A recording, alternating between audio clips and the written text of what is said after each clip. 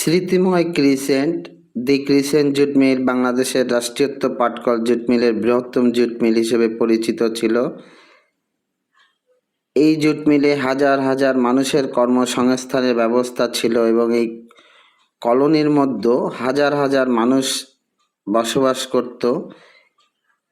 এই crescent jute মিলের এরিয়ার মধ্যে ক্রিসেন্ট সরকারি মাধ্যমিক বিদ্যালয়, 4টি মসজিদ, মন্দির, মাদ্রাসা এবং এখানে ছোটোখাটো একটি বাজার, কি ছিল না এখানে।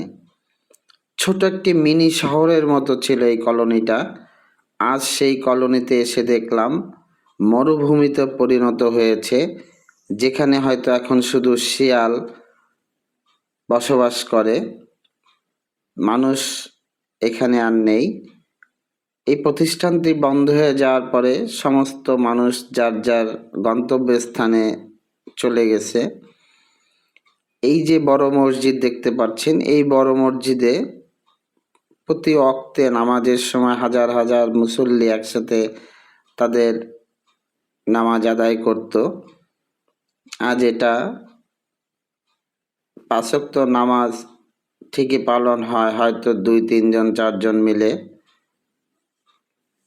এখানে শুধু এখন সিকিউরিটি গার্ড ছাড়া আর কেউ থাকে না।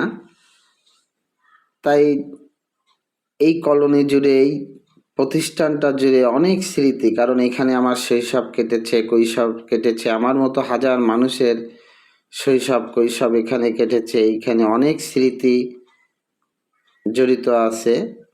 এই যে দেখতে পাচ্ছেন ক্রিসেন্ট জুট মিলের মূল ফটক, এখান থেকে শিফটি বাই শিফটি হাজার হাজার মানুষ একসাথে বের হতো, একসাথে ঢুকতো, প্রবেশ করতো। এটা হেড অফিস। আর এই যে ফুটবল ময়দান ক্রিসেন্ট জুট মিলের, এই ফুটবল ময়দানটা খুলনা শহরের ভিতরে এত বড় খেলাধুলার মাঠ আর কোথাও আমি দেখিনি। এই ফুটবল ময়দানটা এবং এই মাঠটা সবচেয়ে বড় একটি মাঠ ছিল। সেই মাঠে দেখেন কি পরিমাণে বড় বড় গাছপালা হয়ে গেছে, কারণ এখানে এখন আর কেউ খেলাধুলা করে না, এখন আর কেউ এই মাঠের যত্ন নেয় না। আগে এক সময় প্রতি বছর বিজেএমসির খেলা এখানে হতো, তাই এই মাঠটার অনেক যত্ন করা হতো। আসলে এই কলোনির মধ্যে আসলে দু চোখের পানি ধরে রাখতে পারি না।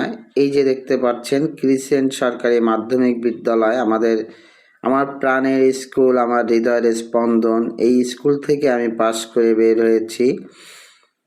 আজ সেটা অবহেলা, অযত্ন, খুবই খারাপ অবস্থা, দেখার মতো নয়। অথচ এই স্কুল খুব নামকরা স্কুল ছিল, যেখানে প্রতি বছর শত শত ছেলে মেয়ে